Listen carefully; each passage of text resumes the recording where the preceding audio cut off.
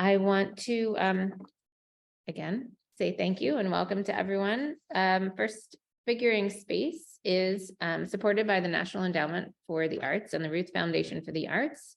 The exhibition is 12 full-scale figurative sculptures in clay by the top artists working in ceramic art in the United States.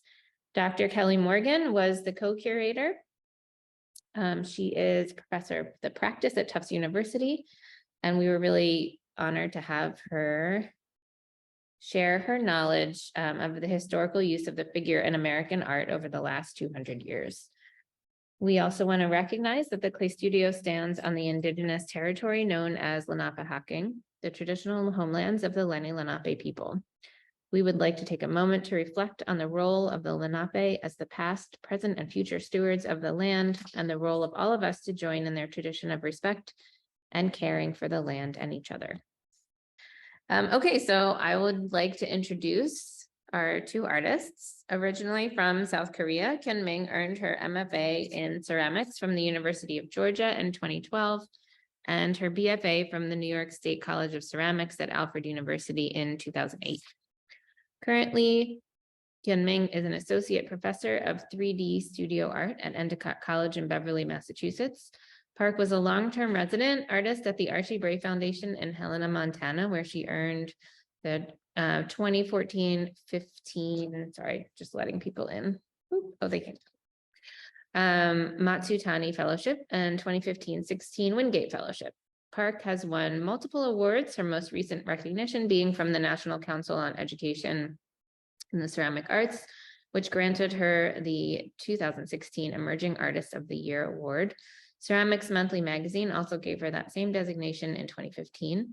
Ming is invited as a 2017 guest artist at the Jingdezhen International Studio in Taoxishuan Ceramic Park, Jingdezhen, China, and AIR Valeurus in France, 2011 and 2022.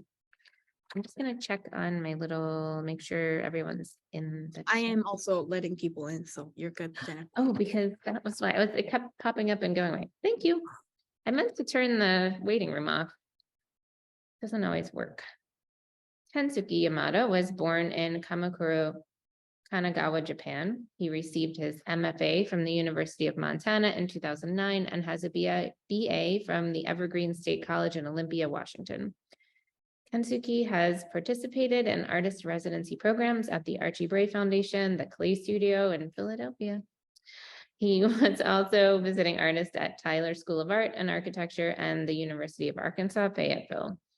He was an invited guest to make a sculpture at Chihuly, Inc., Washington. His work is included in the permanent collection of the Missoula Art Museum in Montana, Safeco Insurance in Washington, and the Bellevue Club in Washington. Okay, welcome to both of you.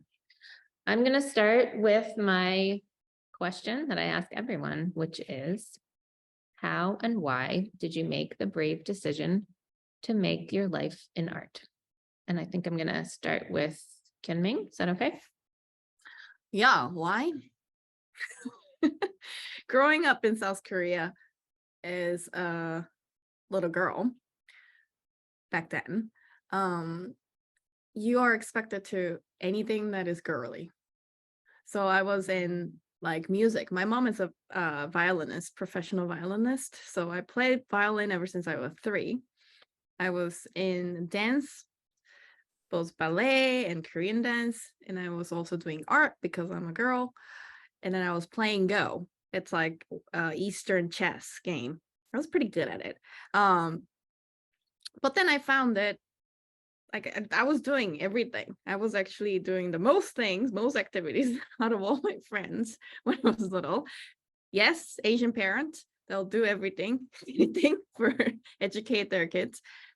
And then I found out that I'm not going to be a musician because I did not like, of course, 2 hours of practice every day.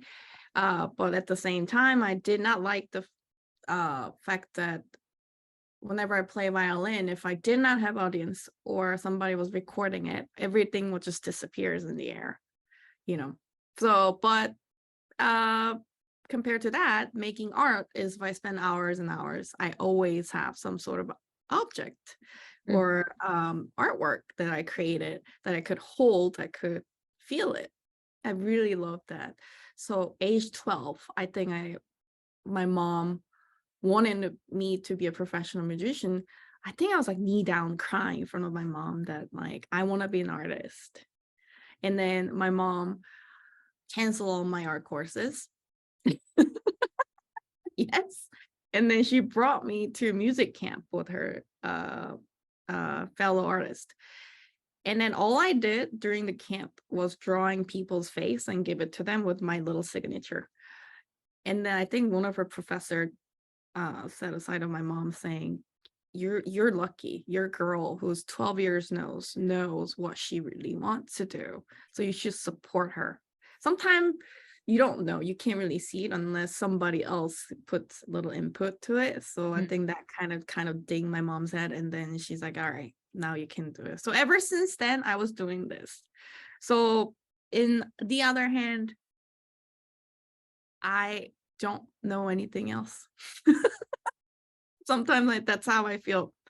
I mean, we all had a hard time. We're not making money. We're not doing this for money. We're doing this mostly passion. And then when I was working as a full-time artist, I had also like meltdown, like, why am I doing this? I'm not making money. And nobody seems like appreciate what I'm doing. Like, what is this? And then I called my dad, who's 30 something years being a banker. So I was like, Dad, I'm quitting. This is nonsense. I'm quitting. I want to be a banker. And my dad said, no, you're my daughter. I know you. You cannot work under somebody. Well, I love this because we actually, as an artist, we pick what we want to make, when to stop, how to do.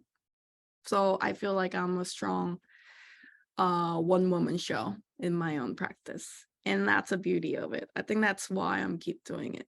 It's a long answer, but that was what it was. We want long answers. That's what we want. Yeah. So did you start, I mean, you started your art education in South Korea. Yes, that's correct. So, I mean, I started early, right? And then my parents been very supportive. So I went to art high school in South Korea, which teach you a lot of like basic skills. I can't draw lines, straight lines without ruler. And most of Koreans can't do that. So they actually really teach you how, like, having a skill ready. But then they weren't, I mean, back in the days, they probably changes now, but like back in the days, they didn't really ask you what kind of art you want to make, what kind of artist you want to be. So for me, it was kind of like they had this box that I have to fit into. If you don't, then what are you doing, But then I was lucky that when I went to college in South Korea, which I went for a year and a half, I had an American professor who was asking most of the time, like, bring your clay, get the textures out, in outside, and then bring it in, make your own interpretation about that. That was, for me, was like, whoa, she's asking who I am, what kind of work I want to make. So I want to go study ceramics in America. And of course, all my friends and family like, you're going to go study ceramics in America from South Korea? So yeah, I got a lot of questions, but I think that was the best decision that I ever made, because now I see what I learned from that country, what can like contribute to this country. Because in America, I found out that they talk too much about ideas and concept and about, yes, like negative space and they don't really talk about the actual object that we create. So for me to combining that would be my dreams come true as an art educator. So yeah.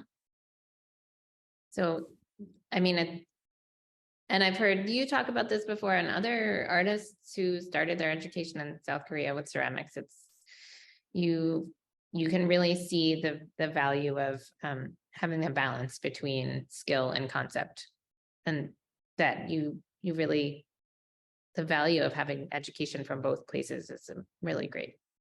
Yeah, I mean, Yeah. that's my teaching philosophy, basically. Yeah. Combining both and then create my own. So people, not only they know what kind of artist they want to be, but they're ready to create their idea into a artwork. Mm. So that's my goal. So I mean, also like ceramics is like probably everybody in this room will agree it requires certain skill, in the ways of finishing it. So I mean, this is a perfect material that you need to know the skill, but also conceptual, or like ideas that Mm. who you are going to be, like your original idea, what kind of art you're making. So yeah, I'm Well, grateful. and that's great that then you know, you decided to go into teaching because you have that really important thing to share with the students. Yeah, and that was the second thing that I know the best because ever since 19, I was teaching art. So that was the second thing that I know the best. That's great. Thank you. That was a great introduction. Kensuki, do you want to answer that same question? How and why did you make the brave decision to make your life an art? And I know I've asked you this question before, but I love that people's answers change too. So Wait, I did? You asked me before? I don't know. We did this. I think you were with us last year. Oh, Remember? okay. Well, I hope I'm not saying something different or something, but You should say something. Kyungmin mentioned about higher education in Korea. So, I studied speech pathology in Japan. So I'm not in an art background, and my family is not an art background people, they're business background people. So, in back then, late 1990, you need to have a skill and you need to get a job. So it kind of like in Japan, I don't know, different country, but here too, I guess when you go high school, you kind of go to college anyway. Like you don't quite think about reason for it as a 18 years old. You assume that I guess everyone go to college, so I go to college or something like that. Like, well, I need to like force myself to find a way to live. Like, so, speech pathology, I enjoy studying speech pathology and everything was great, but um, I wasn't sure what I want to do in that young age. And, even now I became somewhat teacher, but I even think that people should take some break between college and high school. And then once you feel like you need to go to college for what you want to do, then come back to college a little later. You don't have to go to college right away in 18 years old, because sometime, or like I was just there because I feel like I have to. That's what people do. So, but I know I finished the school, and I was happy with everything. But I wanted to see some other stuff. Like world can be bigger, right? My father went to Kansas State University, Manhattan, Kansas, a long time ago in '60s, and so my mind. I mean, his friends come from the United States or Europe, or they come from all over to Japan to visit him for business purpose, business reason. So I know the world is bigger than what I know. So, I was 21 or something like that, 22, 21, and I said, maybe I'll go to America. So, there aren't any reason. Like I just wanted to find something that I feel like I really wanted to do. I mean, it applies to everybody, and often that we ends up in a job that you don't even want it, but that's how you pay a bill, and so I don't know, the balance of the reality of how you're gonna make a living and how you make yourself happy is so difficult. And probably I was lucky enough to have the option to come to States.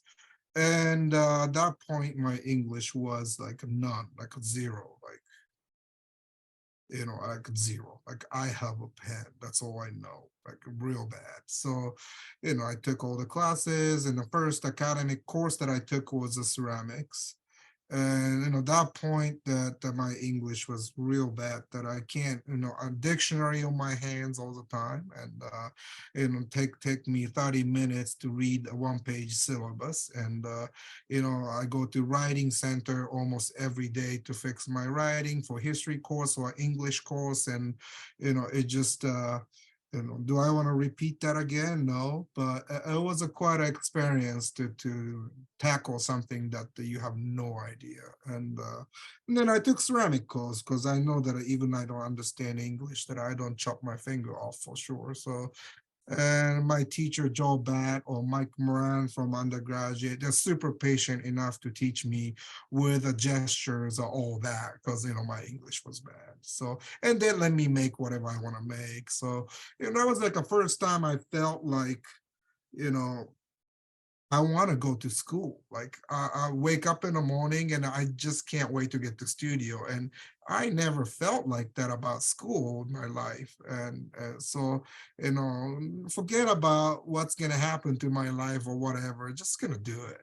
And since I didn't even speak English, creating work, and you make a friends by just making work. Like, they'll ask you what is that, and looks great, and like you built a different language through artwork. And even I don't speak English, just somewhat I make friends in the studio, right? So, but then I start doing that for a while, and I came too deep that I don't know what else to do, and I can't just switch something. And I came to the point that I just have to go forward with it, right?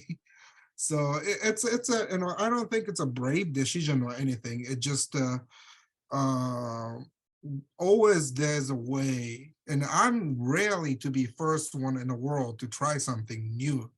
There must be somebody done everything before. So there's always a way we can survive, somewhat. So, but often I was afraid to make such a decision because I was afraid that how do I gotta make a living? So just forget that and just do it. And somewhat is definitely I got a lot of help from people and community organization, a lot of help, but somewhat it worked out. And I still have a practice. So I guess so far I'm lucky enough to still doing that. And especially show at the clay studio this time. And my parents are like, you are with a bunch of famous people in the show. And my work has the cheapest in the show. So I was like, whoa. Well, someone bought it, so what a the So, price, it doesn't matter. so Right. that's what my parents would see. Like, you was the cheapest in the show. Like, you're with a lot of great people in the exhibit. And I said, yeah, I'm in the show with a lot of great people. And again, come into they said that about it's not about making money, but in just the moments like that, and being exhibit with like a Kyungmin, I know her work since I was long time. Like we're about the same Korea in college, and so I've been seeing her, following her work very long time. So this kind of moments to be in the show together with the people that we worked in the same field for a long time is a very treasure moments, I think. So I think that it's not about bravery, but I think that we work for this kind of small moments of happiness. I think that's the drive, I think. Well, thank you. And you just talked about leaving a place and going to a new country where you didn't speak the language, and that is very brave. So maybe it wasn't initially for art, but it certainly was a brave decision. And the fact that you stuck with it. I think it's really interesting that you studied speech pathology and then you were in a situation where you didn't speak the language. I mean, did you have any special insight because of that?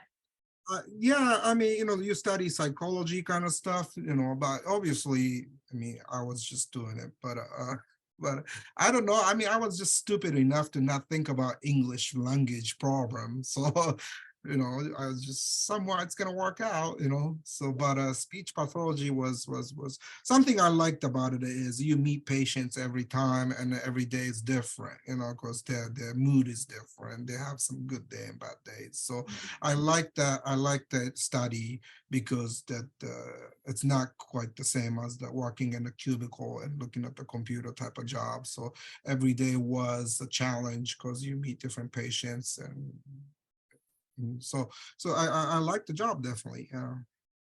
And you're thinking about it's still about the human condition in a way. You have to think about both, in my opinion, are helping people, making the world a better place, especially with the speech pathology, and the art making, but also teaching.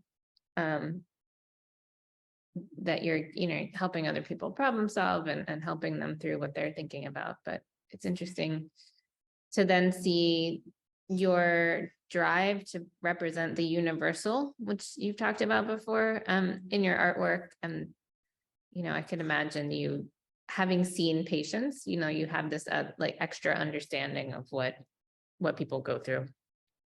And I'm going to ask both of you about that.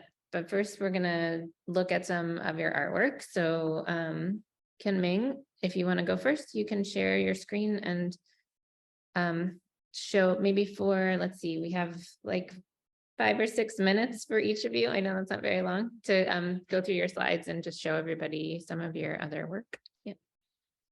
Sure. I mean, those of you who came to our talk during the symposium, you probably already saw this. So I didn't change too much about it.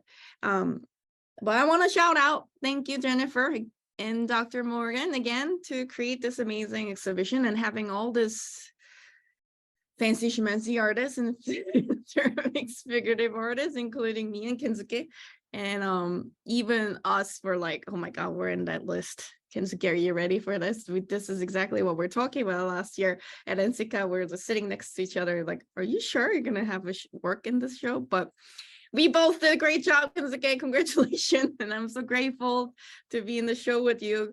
And then it's funny because last year I was in your talk when Jennifer mentioned like you guys had this last year sometime, and Thursday night I was actually participating, listening what you're talking about. So it's great that talking with you today. So when I was asked to talk about this work, we had multiple meetings. Me, Jennifer, and Dr. Kelly Morgan had meetings about what you're going to create, So I did a little research and I'm like, what do I really want to talk about? And then it's going to be some sort of statement work. They wanted a life-size sculpture. So I wanted to create me, how we all did in the past 3 years. And then the words that pop up in my mind was that introspection. I don't have to read this, but everybody can more free to read it. So it's basically talking about your like mental status, emotional level, like what is going through. So that was like perfect. So initially I was actually wanting to make a wall piece that will have a sculpture that looks like me coming out of the wall, but then there is like amorphous, like colorful forms that representing all those like hardship that we had to go through, and I'm trying to get out of it. That was my initial idea. And then past 3 years, I've been making a lot of work that talks about racial or social issues. So one on the left is it's from the social media meme called "Be Like a Panda."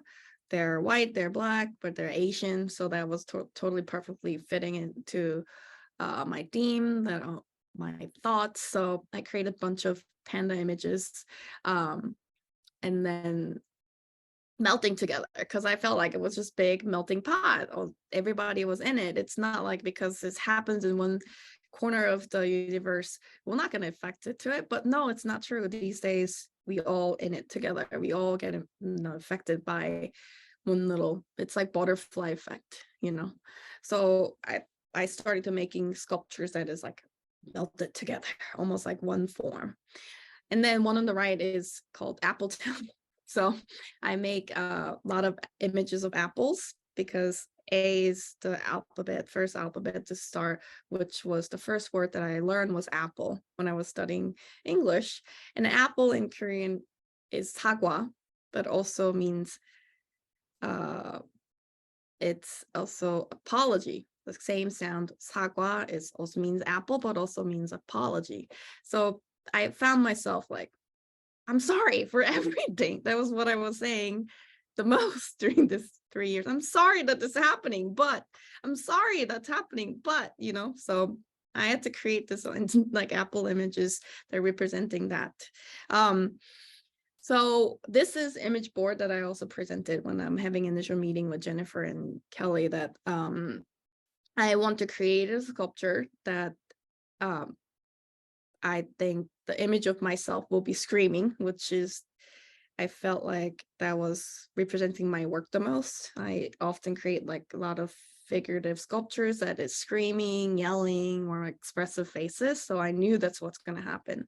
But since I'm creating the wall piece, I didn't want to lose my bright, almost primary color palettes, more like whimsical. So if you see it in the distance, you're like, oh, it's fun. It's like a lot of colors. And then when they come close to it, they're like, ooh, what is she talking about? Why it's so dark? That's what I wanted in my work. So I wanted to continue with that. Then, of course, we all start with the sketches. So I came up with the sketch, and of course, it's going to change from your original idea. That's what happens all the time.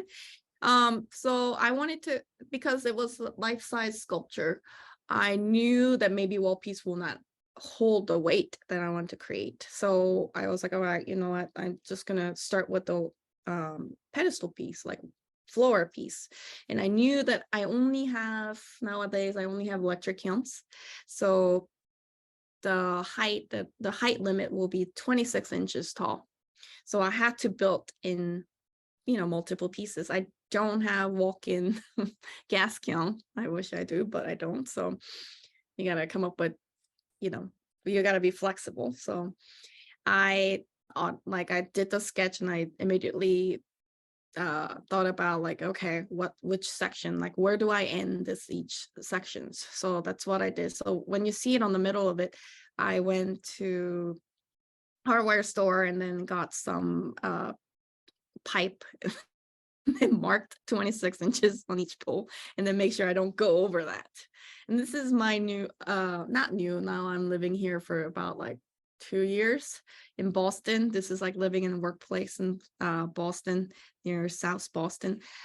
So my bedroom is like right next to it. So I should like make work that doesn't have much dust in it. It was very challenging, but I managed. So this is a picture when I was making the work.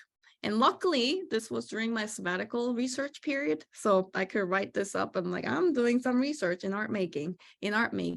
So it worked out perfect. So I did not have to teach during this time, so I could really focus. But I also had to flew to South Korea right before, the delivery. So, well, I had literally 3 weeks to start and finish and deliver to Jennifer. And I'm so proud of myself that I did it. I know. The day that I drove with my fiance Matthew, like Jennifer saw me, and I'm like, I'm so grateful that I'm here and it's happening. And 2 days later, I flew to South Korea that I haven't been for 3 years, but we made it happen. But as you see, I had to create the work, big giant sculpture from home, and then I drive that work 45 minutes where my kyung is at school, and fire it and bring it back to house, and then glaze them, bring it back, put it back. It was just a ton of work, but I'm glad that it made it happen. And then I learned so much. Of course, we learn every time when we're building a new work. And then I am just grateful to went through this whole process and even be in this show. And then I'm so grateful that I could even finish this work on time. So that was my piece. Wonderful. Thank you. I love hearing all the explanation about the meanings, and I don't think I've ever remembered to ask you about the crown. Oh my God. So that was, cherry on the top, because the crown, I've been making that crown image for a while, like that. I often put some crowns on some of my sculptures because that's just like, it's my story. I am the viewer of this story. I'm the teller, almost like I'm the storyteller of this story. I'm the king of this story. Like, what is that Jim Carrey's movie, The Truman Show? Yeah. Like, everything goes around you. So Yeah. that was like indicator of like, this is my story. This is how I view. This is the center of this universe in my sculpture. But then that wasn't finishing on time, so I had to send it to you separately. That's another story. So but yeah, that's meaning behind it. Yeah. Oh, that's great. And it's true, artists are world building. That's everybody's making their own universe. And Kelly and I talked about that in terms of the exhibition. Each artist's work is presenting their view of the world, but in a way it's your how you want the world to be, or that's one way to look at it. And that's kind of what, as curators, we were doing as well. We wanted to present all these artists together, people whose work we really admire, and just people from all different cultural backgrounds that we wanted to be equal, standing in that space together, and then also equal to the viewers, the visitors, to see eye to eye, or have an eye-to-eye interaction with each of the artists through looking at their artwork. So thank you. Okay, I'm gonna turn to Kensuki and I will share my screen, but I also have to say, in terms of seeing eye to eye, I probably shouldn't tell the story while it's recorded, but one day we came in and found little tiny footprints on the pedestal around your piece, Kensuki. And Naima, did I tell you this already? Naima went and looked. She looked in the security video, and there was a little girl who ran up to the piece and hugged it. I saw somebody was posting, Oh no, somebody posted it. somebody was posting that child was going up on the pedestal. Oh no, this should not be on social media. Oh boy. Can you guys see the notes, or can you just see the one? I don't even have a notes, that's fine. No, I mean, but do you see just your name, or do you see like two things? Just your name, okay. Is that good? Well, I can't even, so should I, what do I do? I don't have, I can't click all these, huh?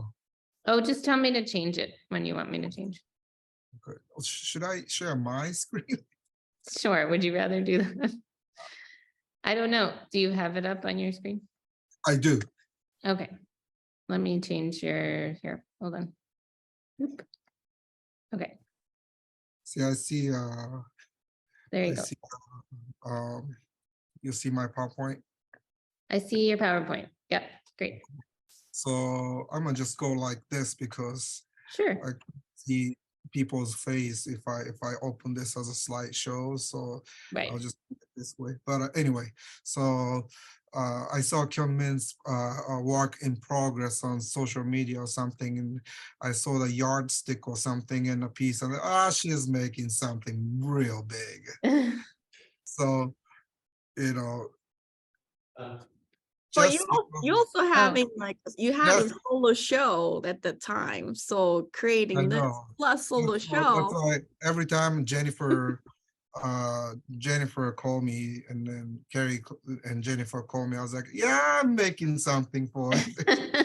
And I don't quite, it's in there, I have it, But yeah, I mean, that's why you see my image right now in the last piece that's in the show. Just because I saw Kyungmin's making something big. So I made this extra little longer neck. So then I chopped the head off. So this is two parts. So neck comes off and it's glued on now, but it's a two parts because it didn't fit in the kiln. So the neck comes off and then a fire separate and glue it together, right? Yeah. I just did that little change just I saw that piece that Kyungmin's making. So I just need to get a 1 inch taller, So, all right. So this is very, very same thing that we talked about at the Clay Studio in January. But That's those, okay. It's a different audience. yeah, those of you who don't know my work, this is my diving series. All the divers that describe the moments of a diving. And earlier that Jennifer mentioned the way I seek for universal it's something that's universal between everybody. And because like I said, I came from Japan. It was a big dive. The moments of a dive is if you jump into a water before. That's exciting. At the same time, it's really nervous at the same time. So that try to have that same feeling as a diving, and what does it apply to everybody, like not just coming from Japan to United States. It could apply to just the everyday life, just going to school, getting new jobs, waking up in the morning. Just every small thing is the moments of a diving for somebody. So I created all these diving series, and had an exhibition like this here and there. And this is 5 minutes. I'm gonna go real quick. But so I always look for how is it like. I look for something common than a different, because when you move to a different place, it's easy to find a difference. Like, oh, it's different from me. This different from what I used to do. And that's where my negativity kicks in. So, you got to look for what's common, what's similar, what we share together. And that's how world goes, rather than seeing, oh, different, oh, this is different, oh, you're different. We look for something that we can share. I think that creates the better world in the end. So during the COVID, I had some project to exhibit this window space at some college, and this is their new museum at the university. And they asked me to make a piece you see the yellow square, the window area. So their school was closed for about a year or so because of a pandemic. And this fall, this is maybe 2 years ago. This is the first time the students is coming back to campus. So they asked me to make a piece for that window over there. So what I wanted is that every student had a hard time in pandemic. Their family had a hard time in pandemic. What we only think about is all that negative, really hard things. And so I wanted to cheer them up. So I thought about the Smarties. Because as you see, the building is a red brick. So I wanted to have a color that's not in there. And my work is kind of often brown, so I didn't want to do brown. So I wanted to do something colorful and cheer them up and make people think about joy of sharing. Like Smarties has different color and flavors is wrapped in one wrap. So I want them to, because they're getting back to school and meet a bunch of friends, and all the community is happening again. So I want them to feel that good part of a community, just like a Smarties in the wrap. So I made a pieces like this and displayed by the window like that. So every time students walk past and walk by the window and go into classroom, I hope they see this different color of cheerful figures, just like a Smarties happening. And just try to help them cheer up in such a condition during the pandemic. And other exhibit I had during the pandemic ish, I guess that's towards to the end, what we call, but at the St. Louis, I had this exhibit. And again, I wanted to bring something good instead of something bad, because during the pandemic, there's a lot of selfish, angry, sad thing happen. But at the same time, I saw people's kindness and community's kindness, and how people help each other. And there's a lot of good things happen during the pandemic as well. So I wanted to focus on that good side of a story during the pandemic. But then Ukraine and Russia thing happened. So I just couldn't ignore that. And I never focused on politics or anything like that in my work, because I like to see you and me as a human person that shares the same feeling instead of a political view or anything like that. Let's get rid of all that and be a person, me and you, and what's common between us. That's always my focus, but I couldn't just ignore what happened in Ukraine and Russia. That just broke my heart and it made me really angry because of probably then the things happened before in America and how the politics was and how pandemic hits and how people treated each other. And I try to be positive still and try to bring some positive exhibit. But then here comes the Ukraine and Russia thing happen. And that made me just simply angry. What made me angry is that, that the human, how ridiculous we are, how selfish we are, and maybe then other animals thinks that the earth would be a better place without a human. I just embarrassed by a human. So then this exhibit is supposed to be a lot of happy peace, but Kyungmin talked about the crown, but I have a crown on some of the pieces because it's kind of, yes, they're the king or the king or queen, or they are the selfish one, like a brat. So I needed to put some brat piece in there. So I called them brat, doing something brat thing. You see on the image on the left side on the corner has a hammer attached to it, and some making faces and one of those pieces you see right on the middle on top have a piece that looks like a one that we had it in the figure exhibition at the Clay Studio. So why I picked this piece for the exhibit at the Clay Studio is that this one is basically sharing the body together.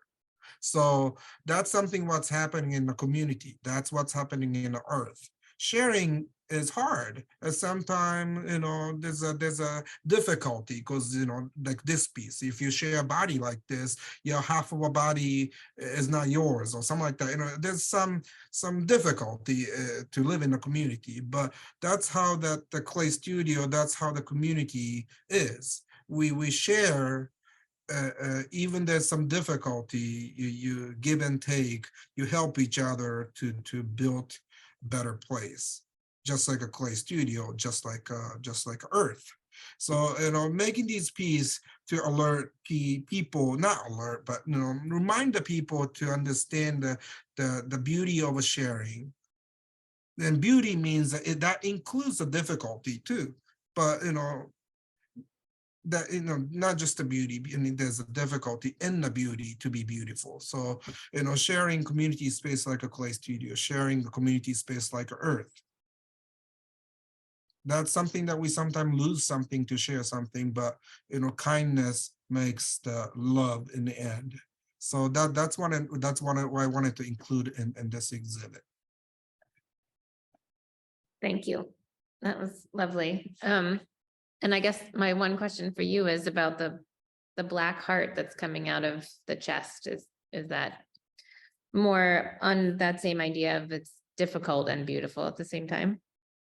Yeah, there's nothing just only beautiful, right? I mean, to build a community, there's always, just like a sharing the body, you gotta give up some for others, or you gotta help each other, or yeah, it didn't mean to the black heart, but it kind of stands out because the color I used in a different place too. But the heart sticks out because in the end of a sharing spirit, there's a love. So that's why heart kind of sticks out.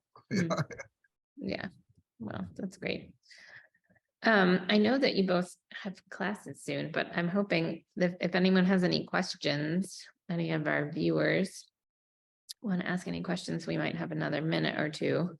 But I know if you have to leave, Kenming, I know that just Well, they can wait. they can wait.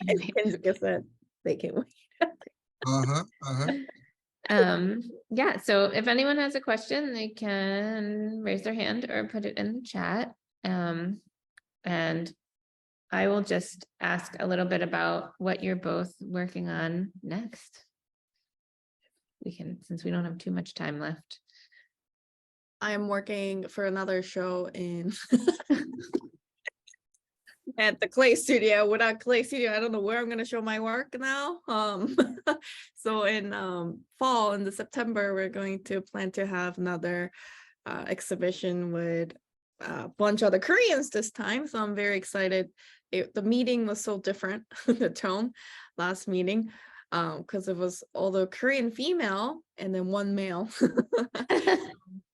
But we all And me. yeah. And me. And Jennifer, yes. And it will be very interesting because for this exhibition, the figuring space was we all making like a figurative ceramics. But that show, they have a same background as I am. They all most of them are all like, you know, born in South Korea, you know, and working in America, and how they change their view. That will be very interesting. So I'm excited about it. And then we all probably all going to meet in Sika next month. And I'm giving a demo for standard clay and also Amico. So both. So if you guys want to talk more about it, I'll be there too. It's great. That's exciting. Unfortunately, I won't be there. Just not great, but we will have lots of other times to talk. So yeah, I'm excited about everything you said about you know, combining your two ways of thinking about art is why we are planning that exhibition, and just accidentally happened to be in the same year. So because the Philadelphia Museum of Art is having a show of contemporary Korean art. So that'll be exciting. And then someone asked a question. Linda says, I'm curious about how Kensuki's figures are mounted. Are there rods through the feet to keep them secured to the ground? No, it's just standing there on the pedestal, which is why the little girl hugging it was pretty terrifying. And then Charity asks if Kensuki's eyeball figure is wearing a beret or is it hair? You know, that's Japanese, sort of like a kaiju series, or you know, Godzilla is part of it, or like Japanese ghost or kaiju series, because they're usually not just the bad people. They look scary, but sometimes they do good things. So you know, that's just my new body of work. But you know, that piece was definitely the part of that group of pieces to kind of, you know. How that grouping happens. I mean, even such a monster can have a friends, you know. But so eyeball figure don't even have, it's naked, I guess. He didn't have something on his head, just more eyeballs. That's just on the top. That's a hair. It is hair. Okay. Yeah, but yeah, I've been looking at like a soft vinyl figure in Japan, and you know, much colorful and all that kind of stuff. And but soft vinyl figure was something that I played with when I was a little too. So I'm like, you know, I'm getting old that I'm trying to accept the way I came from and what am I, and try to speak more about it. Try to embrace that, you know, where my roots more, because you know, back then when I came from Japan, and I was like, I left that country, so I'm not going to talk about it. That's nothing to do with me, you know. But then, you know, you can't deny your roots. So, you know, always there's me in there in the work. So then, you know, I'm getting older, so I'm trying to accept and embrace. And especially I'm living away from Japan, so I see a lot of, you know, beauty of architectures and stuff like that, colors, and something that I didn't notice when I was there. So I try to incorporate more my culture. So that monster figure is kind of part of it by looking at the Japanese toys. Yeah. That idea that you can see things in your home only when you're far away from it, that's something I think about a lot, having lived mostly around the same area, but at least I went to study abroad. So if you're away for several months, you kind of get a chance to notice what those special things about your home that you wouldn't have even realized were a thing if you were still there. So that's great. Well, there's a new, it's not really an amusement park. I was just reading an article about, oh, my brain is broken. Who's the filmmaker who made Totoro? Kensuki, what's his name? Anyway, they just made a, Miyazaki. yeah, Miyazaki. I was thinking about his dust sprites and all the little figures that are in his movies that kind of remind me of your eyeball figure. Mhm, mhm. Yeah. And I think that's a lot based on nostalgia as well. Yeah. It's a powerful emotion. Well, thank you both. I think we're gonna end and tell your students, I'm sorry I didn't keep you longer so that they would have to have a late teacher. I really appreciate your time. I'm so honored that your work is in our show and that you've spent this time with us today and through the whole process. And I look forward to working with you more in the future. So have a good day, everybody. Thank you. Bye.